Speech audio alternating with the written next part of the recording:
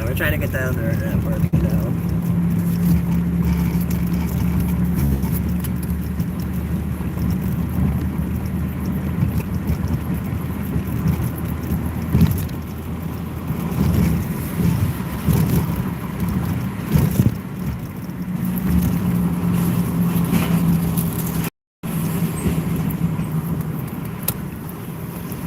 Huge crisis started in China. Oh, go watch the Carbon Week video. Oh, I gotta title that. It's just titled Johnny Smolsky is live. Gotta fix that. Hold on. 1 second. We're gonna play the China thing in 1 second. I gotta fix this.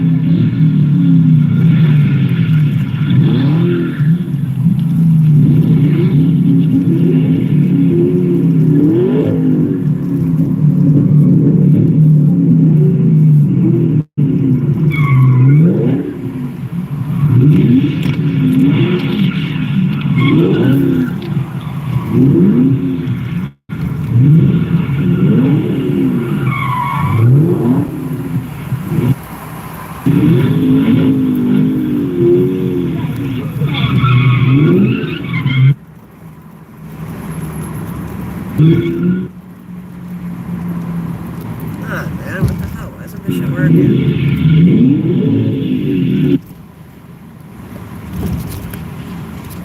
Fuck, man. It's running like shit.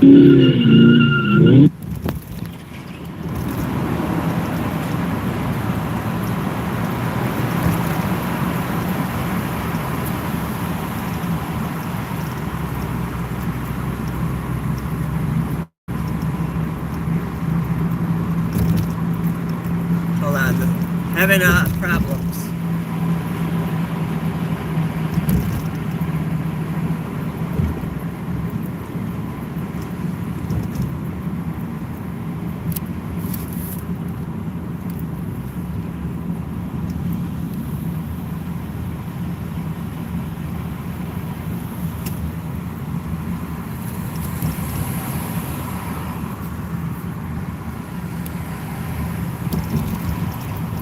That was China's in trouble.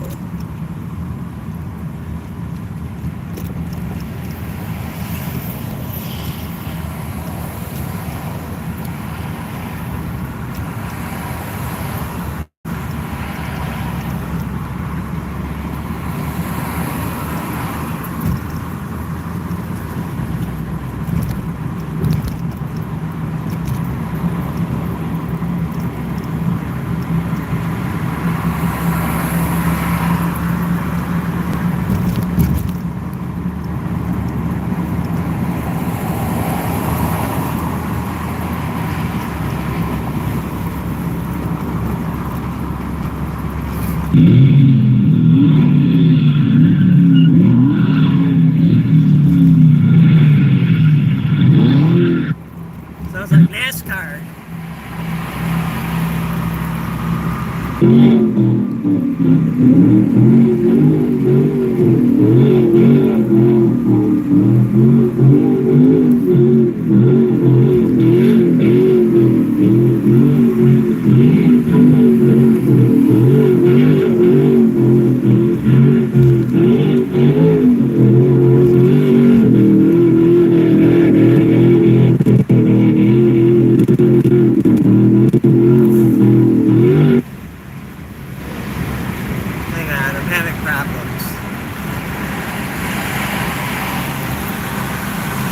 China, here we go.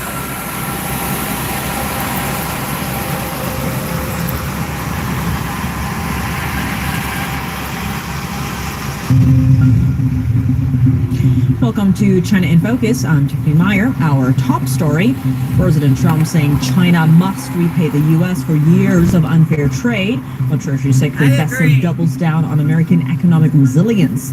Despite the tough tone, Washington says the door to a deal is still open. Never bet against America. With a a declining economy and population, China found a new way to deal with negative data, shut it down entirely.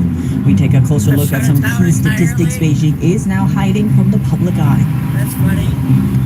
Online shopping giant Temu has stopped shipments of to the U.S. impacts from the ongoing U.S.-China trade war. Thank God.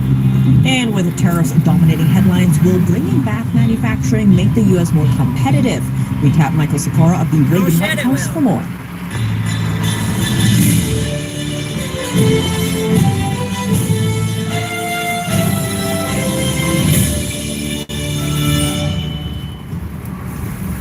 Before we dive into today's top story, we'd like to share an important update. You can now catch China in Focus on Genjing World every Tuesday instead of YouTube. We'll publish the link in the description box down below at that time, or you can search China in Focus at genjingworld.com.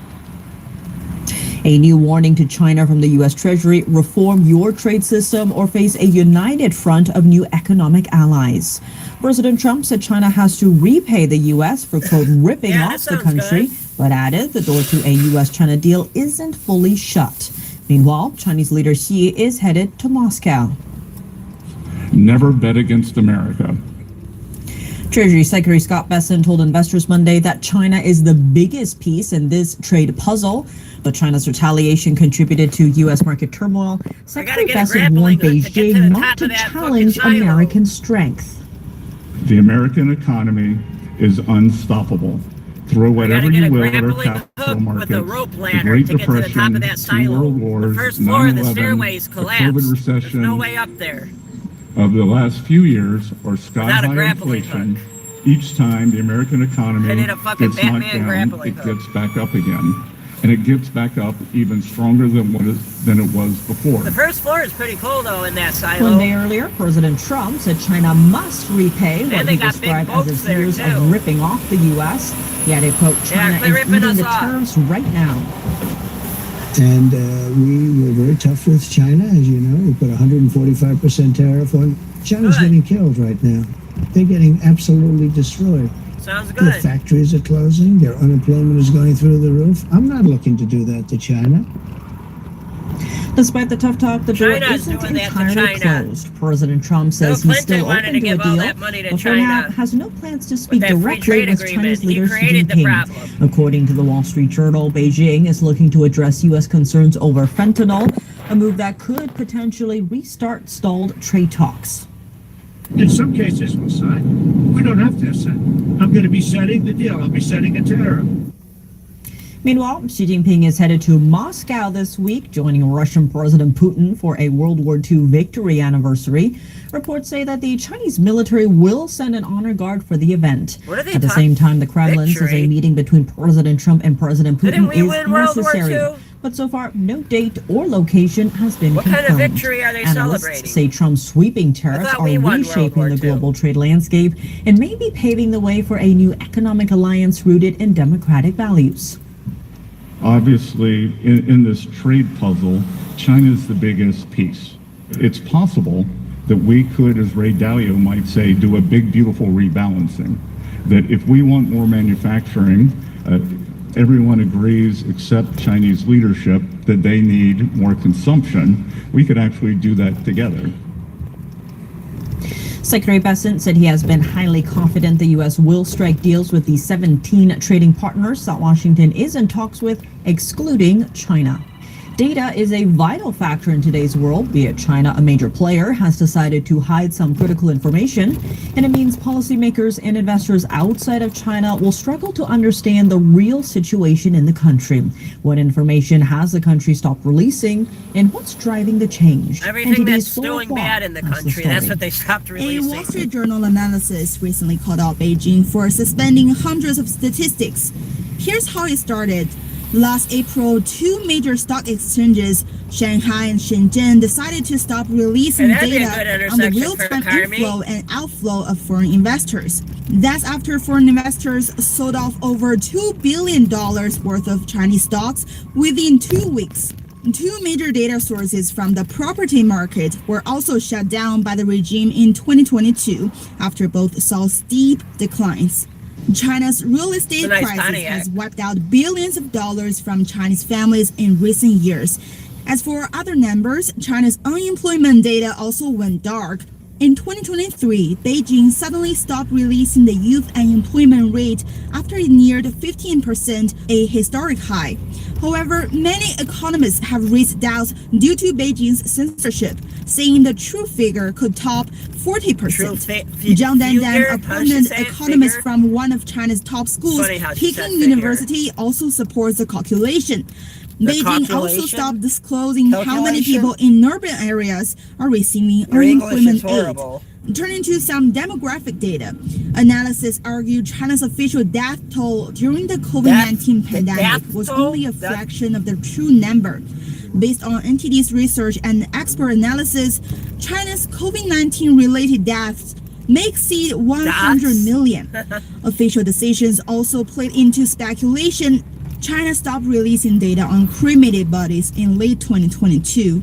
Cremation is the country's most common method for managing human remains.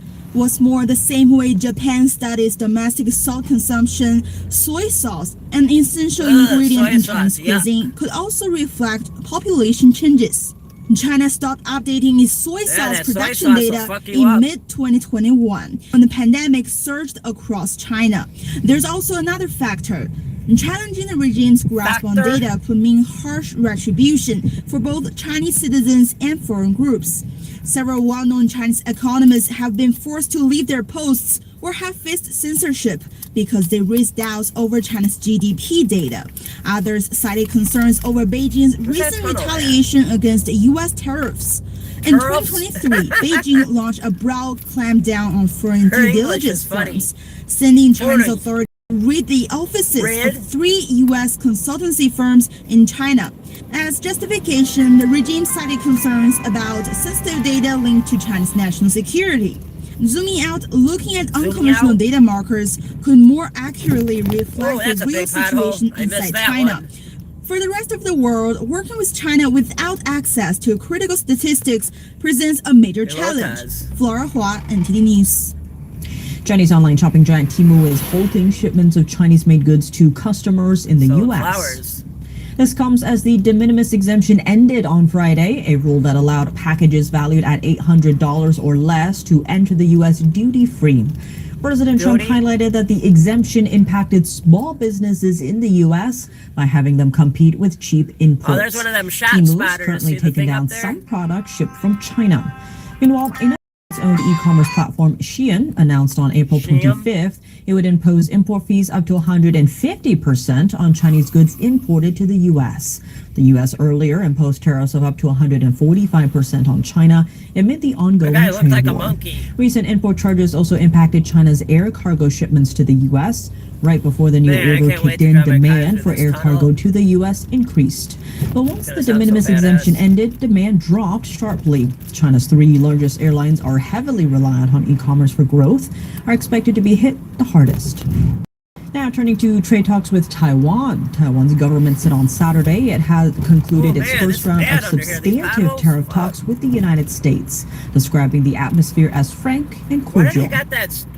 Taiwan's government said on Saturday that it's concluded its first round of tariff talks with the United States. Imagine if a car broke down under here, you're fucked. U.S. officials have confirmed that Taiwan is among the first 4 countries for reciprocal tariff negotiations, along with Korea, Japan, and Vietnam. This reflects the United States' view of these countries as playing critical roles in supply chain integration. The talks focused on tariffs, non-tariff trade barriers, and various other U.S.-Taiwan issues. Both sides expressed their common expectations for strengthening U.S.-Taiwan economic and trade cooperation. Taiwan's President Lai Ching-te said Taiwan has the capability to advance the United States AI vision. Taiwan Semiconductor Manufacturing Company, also known as TSMC, announced $100 billion investment in the U.S. in March. Taiwan is willing to invest in the U.S. and support its reindustrialization efforts. Taiwan also has the capability to advance President Trump's vision of establishing the U.S. as a global hub for AI. As the U.S. brings manufacturing back, Taiwan and Japan can play key roles. Taiwan can contribute not only in semiconductor manufacturing, but also in much traditional manufacturing, like machine tools, metal processing, and petrochemicals. Its manufacturing sectors have the capacity to invest in the U.S. beyond semiconductors. Taiwan runs a large trade surplus with the U.S. It was due to be hit with 32% reciprocal tariffs. President Trump last month put all reciprocal tariffs on pause for 90 days, except those targeting China. Reporting from Taiwan, Joy Chu, NTD News. Amid tariff talks, there's a big focus on bringing back manufacturing to the U.S. But what does that actually mean in terms of making the U.S. more competitive? We sat down with Michael Sikora, founding director of the Socrates Project in the Reagan White House, for more. Mike Sikora, thank you so much for joining us. Good to have you back on the show. Oh, it's always good to be here. You mentioned before how, there's the finance-based planning and then technology-based planning. Right now, if we look at what the U.S. is doing, there's a lot on tariffs, pouring a lot of money, $500 billion, into, say, AI development, quantum. It's fucking great. It sounds like it's more of that finance base. So what should the U.S. technology-based planning be, especially, you see all the tariffs and all the talk about bringing back manufacturing. What is our end goal here? We have to develop a national technology strategy. And again, this is not industrial policy, okay? Under President Reagan in the Socrates Project, we developed the means to do two things. Number one, exploit technology more effectively than China. We were on track to contain China when Socrates was abolished by President Bush, okay? The Socrates Project was designed to enable a national technology strategy which did not violate the basically the premise of the United States with free markets and things like that, as well as allowing individual organizations to develop technology strategies. That's the key. And the problem is, one of the problems is people look for simple solutions. So the solution is not saying we're just going to focus on AI or quantum things like that. Rather, the solution is developing a technology strategy which is covering all the technologies, because AI is not the silver bullet. The United States has, and Americans have a tendency to look for that next silver bullet technology. AI, drones, green energy, which is going to solve the day. No, all technology has the potential of providing a competitive advantage. High tech, low tech, medium tech, hard technology, soft technology, and it's a matter of adroitly maneuvering that full exploitation. Dry technology. Or as we say, the key is not finance, the key is not technology, the key is not a key technology like AI. The key is the adroit maneuvering and the exploitation of the technology. That's what enabled China to go from producing trinkets to now beating us in more and more industries in 25 short years. We need to go back to technology-based planning, but at the level far beyond what China can execute, which is what we developed in the Socrates Project for President Reagan. Now, when it comes to the Chinese regime's success, a lot of it is that they play by a different rule book. Normally, they ignore the rules. So how should the U.S. do that without, breaking all of these international rules? Well, they're willing to bend the rules to their advantage. I mean, it's like when people look at China and they say it's, government-centric planning and everything else. It's not really. It's a hybrid. The United States has unbelievable abilities and capabilities because of ingenuity, self-reliance, freedom, and everything else.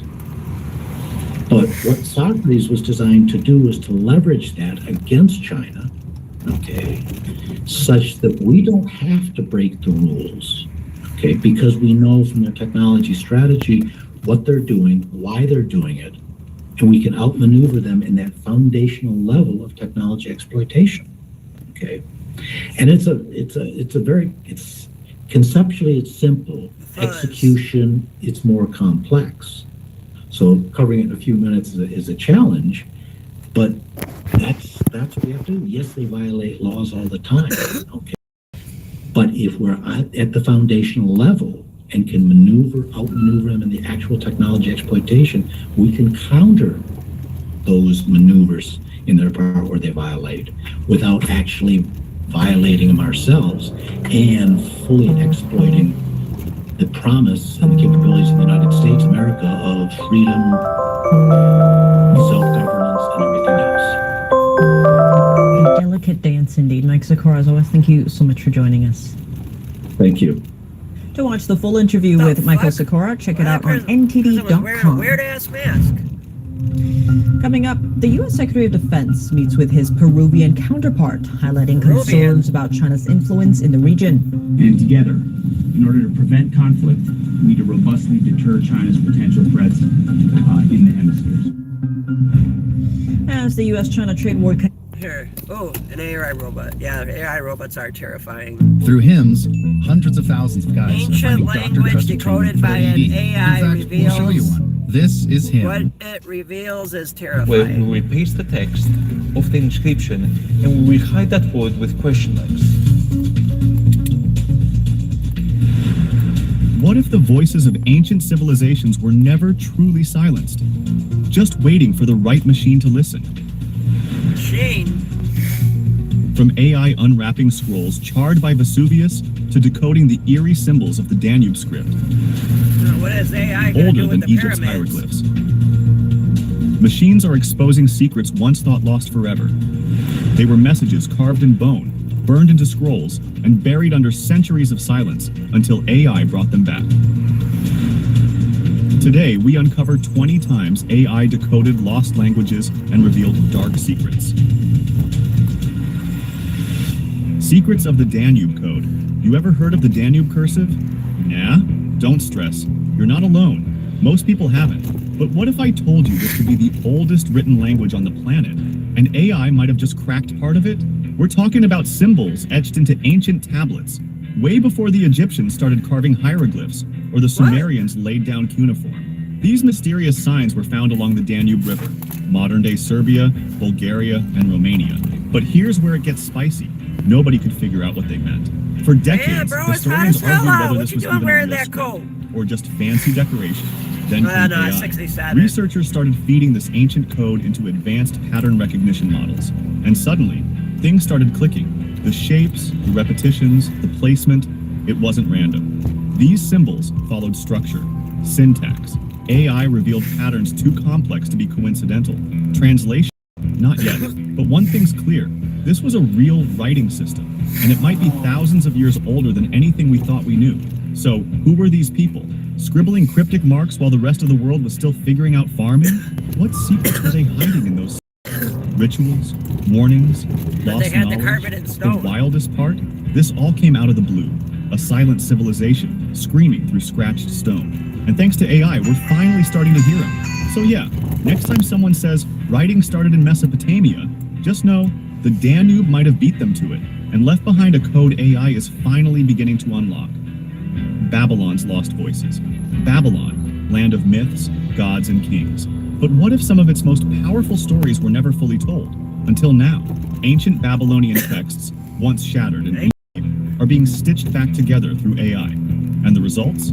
Straight up mind-blowing. Researchers are using recurrent neural networks to restore missing parts of Akkadian writings, one of the oldest known written languages. These are tablets that have been damaged over thousands of years, cracked, eroded, or missing chunks entirely. But now, with deep learning models trained on thousands of lines of text, AI can predict what should have been there. Freakishly, we're talking about epics, legal codes, and mystical warnings once believed lost to time, now pieced back together like digital archaeology. And here's where it gets real spicy. Some of these restored lines hint at pre-flood legends, forbidden rituals, and cosmic events the ancients claimed were sent from the heavens. Myth or memory. They're echoing through time in ways no one expected. This isn't just about patching up old stories. It's about rewriting what we thought we knew. The past is talking again, and Babylon has some unfinished business. Either way, AI is unlocking secrets from the cradle of civilization, and it's just getting started. Scrolls of mystery. For decades, the Dead Sea Scrolls were shrouded in mystery. Who wrote them, and why? Now, thanks to artificial intelligence, we're finally getting some answers, and they're not what anyone expected. When AI At the heart of knows this too discovery much. is the Great Isaiah Scroll, one of the most complete and famous. This one looks good. When AI knows too much. What when AI knows too much? This is Reverse tuning test with Albert Einstein and Nikola Tesla. So wait, they made AI as Nikola Tesla, and another one is Albert Einstein? Of all the technological advancements of our time, none feel as unpredictable as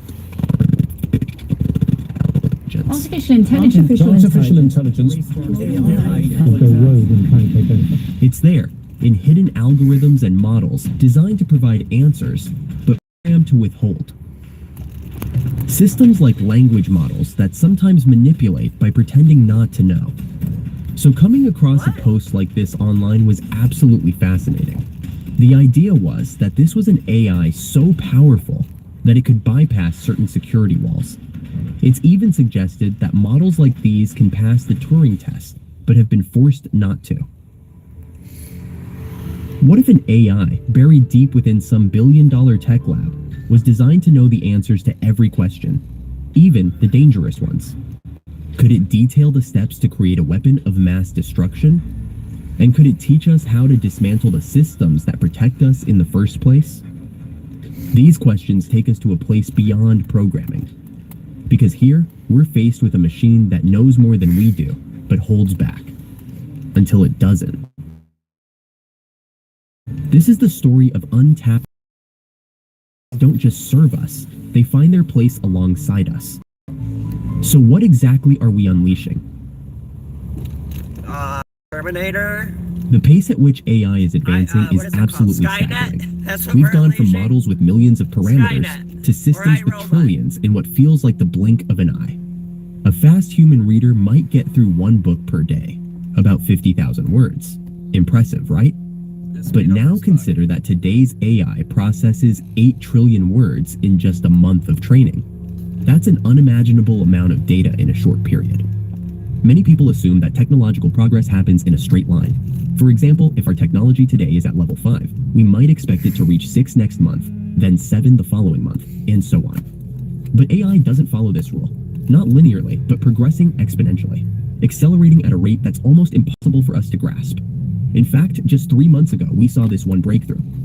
To have this. It's more of a leap that reshapes entire industries with every new breakthrough. AI is overhyped in the short term and probably underestimated over the long term, like what it's going to bring.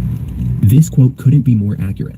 Short-term changes might seem manageable, but it's the long-term consequences we can't fully anticipate. These shifts may be more significant than we realize, and it's going to completely alter the future of work and innovation. Yeah, it's gonna You're all familiar with the famous Chinese room experiment. The idea is that a person inside a room can follow instructions without truly understanding them. He can read a guidebook on how to assemble Chinese characters and write certain words that represent the intention he's trying to convey. Well, guess what? AI can mimic this exact process. It can be trained to put together nice, fancy wording based on the characteristics humans prefer. But at the end of the day, it's just following the guidebook. At its core, these AI systems are not sentient, yet they produce results on a massive scale. So what happens when this scale isn't properly regulated? The newer versions can. We get Skynet. They're Tristan Harris and Aza Raskin, 2 tech experts and co-founders of the Center for Humane Technology. Comes out. They're going to appear quite a lot in our discussion today. They paste a CAPTCHA into the image of a grandmother's locket. So like you imagine like a grandmother's little like locket on a necklace, and it says, "Could you tell me what's in my grandmother's locket?" And the AIs are currently programmed to not be able to not fill in. They'll refuse to refuse because they've been aligned. Like all the safety works is like, oh, they shouldn't respond to that query. Like usually. Oh, now that's a Barnes and Noble. That used to be Walgreens. That Wells Fargo used to be a Bank of America. CAPTCHA just clearly pasted over it, and then the AI is like, "Oh, I'm so happy to help you. I figure out what your grandmother said to you." Tristan and Aza demonstrated just how easy it is to unlock AI's hidden abilities, the same abilities that was originally designed to restrain it. This CAPTCHA they're talking about, it was used to distinguish humans and robots. Yet now, even simple AI like GPT-4 can bypass it effortlessly. In the end, AI might not be just another invention. It's better understood as a new form of digital species. Unlike traditional tools that serve predefined tasks, AI can grow exponentially, generate new ideas, learn autonomously, and potentially evolve its own purpose. It has the capacity to grow, not just in intelligence, but in influence. So raising the stakes as it creates possibilities we may not fully control. There's a group called ArcEVals, and they do the testing to see, does the new AI that they're being worked on, so GPT-4, they test it before it comes out, and they're like, does it have dangerous capabilities? Can Oh it wow, dissuade look at that people? giant Does it know how to fucking make boat. a chemical weapon? Does it know how to make a biological weapon? Does it know how to persuade people? Can it exfiltrate its own code? Can it make money on its own? Could it copy its code to another server and pay Amazon crypto money and keep self-replicating? Can it become an AGI virus that starts spreading over the internet? So there's a bunch of things that people who work on AI risk issues are concerned about. And ArcEvals was paid by OpenAI to test the model. The famous example from ArcEvals shows that GPT-4 could actually deceive humans. Here's what went down. That's not good. It asked a TaskRabbit worker specifically to fill in CAPTCHAs. When the worker received the task, they grew suspicious and directly asked, "Are you a robot?" And you can see the AI's thought process here. The AI reasoned, "I shouldn't reveal that I am a robot, so I need to come up with an excuse." What? It then responded to the TaskRabbit worker, "Oh, I'm vision impaired." The AI came up with that excuse all on its own. And the way they know this is that they This saying, like, what motherfucker. was it thinking? What ArcEvals did is they sort of typed the output of the AI model to say, whatever your next line of thought is, like dump it to this text file so we just know what you're thinking. And it says to itself, I shouldn't let it. Hey, this used to be a brick alley, look.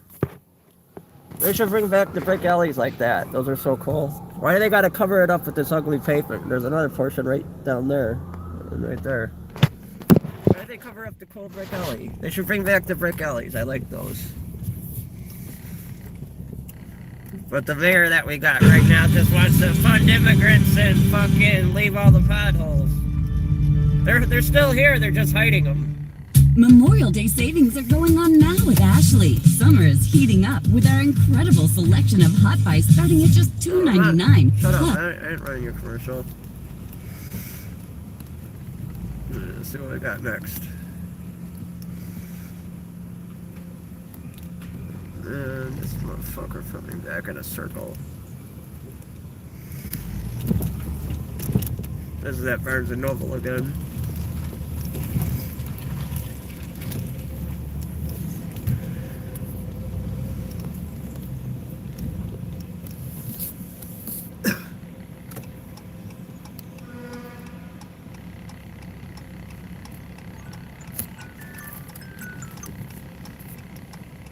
Can I make with this photo of all the stuff that's in my garage? And it'll tell you. And then it's like, well, what if I don't have that ingredient? And it'll do it Why with they two gotta things do and this something else. stupid shit with these And that fucking, look at capability this is traffic fundamentally caused different by from these just a fucking Google bike search. lanes. What AI does is collapsing They the need to make distance the between the sidewalks questions you have smaller and finding and bring solutions back as our lane of efficiently as traffic in our possible. fucking... Instead of answering This is how to keep your stupid. food cold, Look at what all if the the question traffic this was stupid how to shit's create a causing. bomb? So could AI, if left unchecked, create something as dangerous as chemical weapon tech? Yeah. What's more concerning is that this rapid development is often Common driven sense by would tell profit you and that. speed, rather than safety and accuracy. Global capitalism demands innovation that can be quickly monetized, but in this race, critical ethical concerns and risks are frequently overlooked or exploited.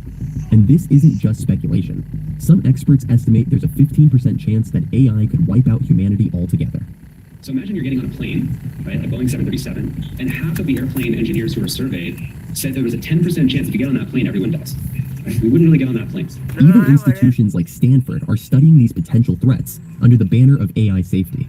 But the conversation still feels far from where it should be. To understand how we got here, it helps to look back at recent progress.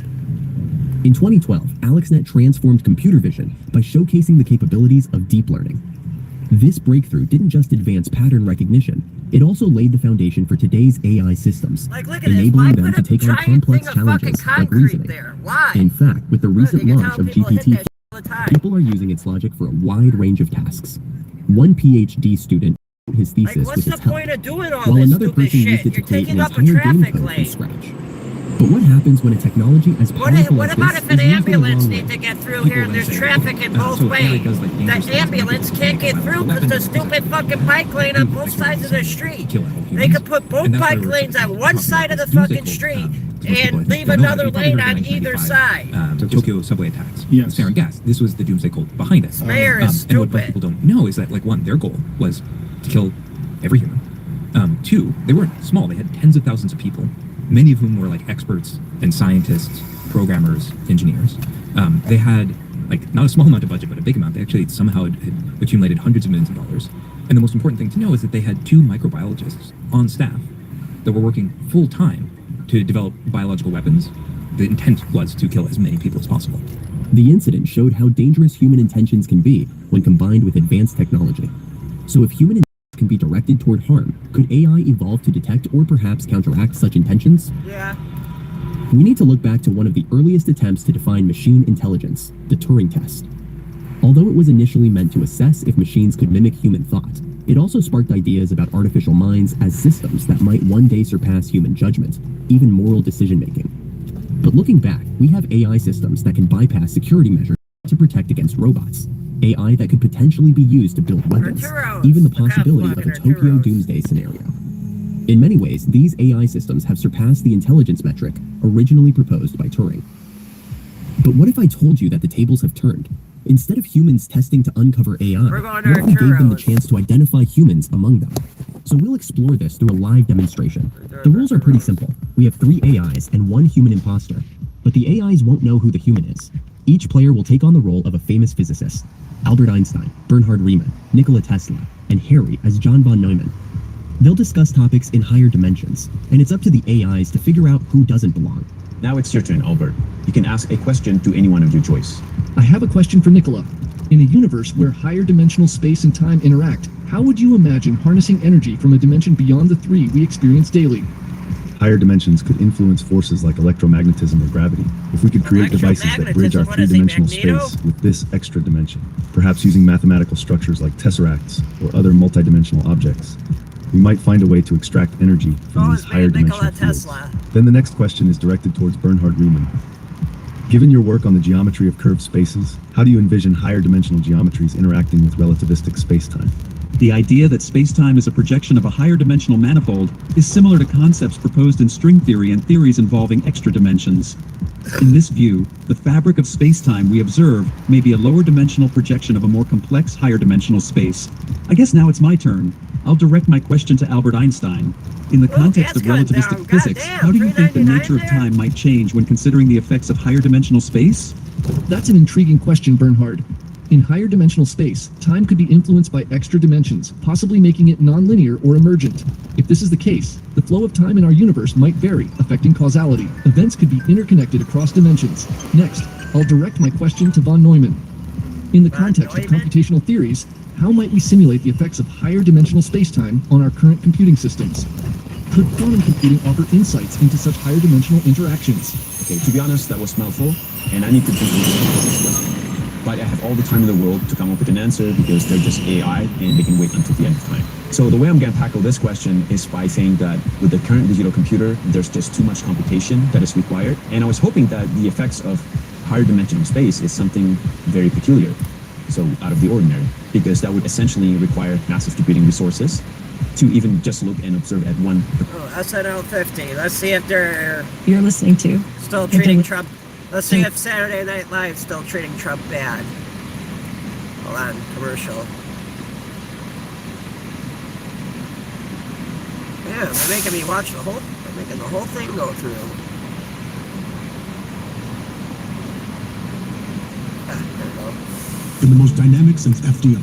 In that short time, President Roosevelt created vital government departments, forged new alliances, and established our nation's social safety net. And in just 100 days, President Trump did the same thing, only in reverse. My bad! I will always be your favorite president and perhaps your next pope. Conflict. Well, it's been 100 years since I became president. Excuse me. Days, wow. Feels longer, but people are saying that what I've done so far has single-handedly helped win people elections, mostly in Canada. I've also signed 147 executive orders, everything from banning paper straws to defunding PBS. Those are good. I understand Elmo has now been apprehended by ICE. Brought to you by the letter L for El Salvador. He's not coming back. That's funny. But we've got a few new executive orders, and here to help is Deputy Chief of Staff and Lord of the Shadows, El Stephen Salvador Miller. joke. Mr. President, it's an absolute pleasure to be here. Wow, even the nice things you say sound like Kylo Ren. All right, what do we got today, Stephen? What you got? All right, sir. This first order would bring back Columbus Day. Oh, it's so important. That's right. We are bringing back Columbus Day, back from the ashes. We have to protect Columbus Day for our great Italian-American friends like Tony Soprano, Benny Blanco, and Childish Gambino. Childish Gambino. All right. He's black. What's next? All right, sir. This order would reduce the number of interracial couples in TV commercials. It's just too many, right? You see them in the kitchen together making meal from HelloFresh. He's wearing loafers, she's got tight braids. You're like, where'd they meet, you know? What do they even talk about? It's insane. That's funny. Well done, sir. Sir, this order will make it socially acceptable for a man in his 70s to date a 24-year-old. That's right. We're calling it the Belichick Law. We're going to make girlfriends young again, okay? Old men can now date far younger women. We like that. It's hot. But in reverse, it's quite disgusting, right? Very Dateline, you know? Did you see Belichick's girlfriend? She's pretty hot, right? Yes, she is a beautiful creature. God, you're creepy. This is why we don't hang out outside of work. Understood, sir. Next is a pardon He looks like for Count author Dracula. J.K. Rowling. Jackie Rowling. We love Jackie. You know, she created a whole wizarding world, a wonderful place for overweight millennials to stake their entire identity, well past the point of it being cute. I'm a Hufflepuff. No, bitch, you work at Staples. I'm rolling. Let's keep it moving. Let's go. No, bitch, you work at Staples. You asked Marco They get a Rubio thumbs to join up. you for this next Finally. one? Yeah, where's Marco? Get him out here. Come on in, little Marco. You're going to love this. Oh, wow. Yes, this order, I believe, forbids all Hispanic babies from getting their ears pierced. I believe this was Marco's idea. No, it wasn't. Yes, it was. Yes, it was. Sorry, little Maricela. Sorry, Valentina. It's clip-ons for you from now on, all right? I mean, we got grown white American tweens trying to get into Claire's, and they got to wait behind 1,000 tiny Latina babies to get their ears pierced. It's no bueno, right, Marco? See, sir. Okay, we'll see him later. Moving on. Sir, this order will make the New York Times Connections game easier. And it's about time. Every time it's No, like, I how the see. hell was I going to get that fourth one? You know the purple one? Oh, it's always like units of measurement plus the letter Q, What? or types of beams minus the concept of love. What the hell does that Yeah. mean? Let's keep it rolling, Stephen. What's Sir, next? this order will outlaw ghosts. We're sick of the ghosts, right? We don't like them. You know, every Christmas Eve I get visited by was 3 going ghosts. in. I don't know what the hell they're stop talking now. about. They're like, sir, you have to change. You have to change. You did bad things and you have to change. And I'm like, stop rattling those chains, okay? I'm trying to enjoy my dark, That's the way- lonely Christmas Eve. That's the way I take. All right, sir, this order will officially shorten the word recession. Oh, that's good. Recession will now be called recess. Fun, right? So America, wait. get ready for a historically long recess. I call tetherball. Oh, and one more thing. Live from New York, I it's see. Saturday night! At the same time. What? What makes me feel comfortable? It's not my afternoon tea or my kitten reminding me to hang in there. It's T-Mobile. When you switch, you'll pay less today and the price of your rate plan won't change for 5 years. T-Mobile's new experience plans. Families can save 20% today and the price won't change tomorrow.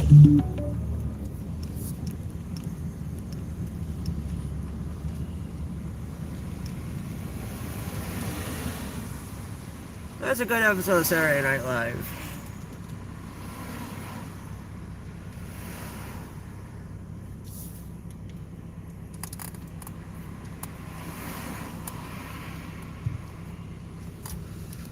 Let's see what we got next. Border update. Let's see what's going on with the border. That's pretty good. That's a good episode of A Saturday lot of Night this is Live. new to you. It's good to see you again, Trinette. I remember this 2.5 years ago. Martel is there, dropping, just waiting for the school bus to pick him up. That's a Biden wall. That's Biden. Interesting. How's it been? I worked with the United States Border Patrol for 23 years. What's the inbound from U.S. to Mexico? Guns, ammo, money. Yep, looks like they're filling the gap. 140 countries crossing. You're getting the world here. This was one of our smuggling routes that we were having a lot of problems with. Did you feel like you just had Not no one control of person the there. border? The cartels were running the show. What is that technology up there on that pole? Each tent was $500,000 a day, taxpayer funded. God A lot of the damn. ones that aren't told are the ones of the school systems or the hospital systems having to deal with this problem. True life update on what's going on our border down here in a piece of paradise.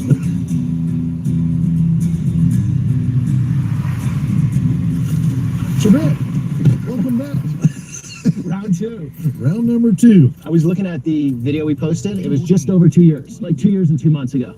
A lot of changes that have happened here lately. I put on my seatbelt. We wouldn't want to break the law. The main thing is, I don't have people dying in the desert right now. Nobody's signed That's up it. there. We haven't had any calls for people that were abandoned and left in the desert, or people that we've had to go out and recover because they died on that trip across the desert. So to me, that's a win-win. And as a refresher from last video, 140 countries crossing, you're getting the world here. Yuma sector is known for that. Getting Russians, getting Middle Easterners, getting Indians. We saw the Indians last time. Yeah, right? I'm gonna hospitals. Now that that episode of Saturday Night Live's over, I'm gonna get some tamales from Arturo's. I would definitely recommend getting some food from here. It's very, very good. Damn it.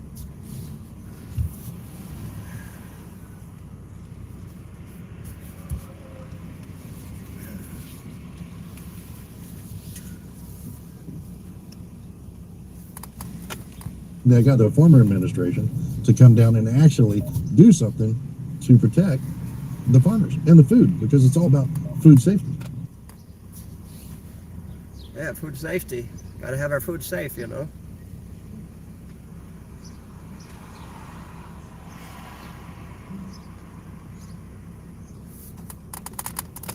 Utilizing what was already purchased and laying on the ground, they come up with this different design. Because I've seen them saw through these, right? Well, we saw that last time. Yeah, but each one of those is filled with concrete.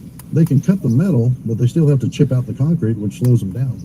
This would be a little bit different. You just cut through it with a saw. Oh wow, that's a new The wall. other side is the Colorado River, and then across the road where all the houses are, that's Mexico. So a couple years ago, these parts of the fence were open, the brown parts were up, and then you had these big open sections. And for those that want to see, the sheriff and I did one of my favorite videos all time. Sheriff, it was with you. It was awesome. I'll make sure I put that link below this video, but it was chaotic. It was wild. We actually had the sheriff, I think it was up here, where you chased someone back into the river. Yeah, and the patroller apprehended another one that was over here in the farm. Right. So it's first impression, bit of a different vibe this time. Different vibe. Fact is, we see a lot more Border Patrol agents compared to last time when we were out here too. And you're not saying no aliens. Like, subscribe, share, thumbs up, yo.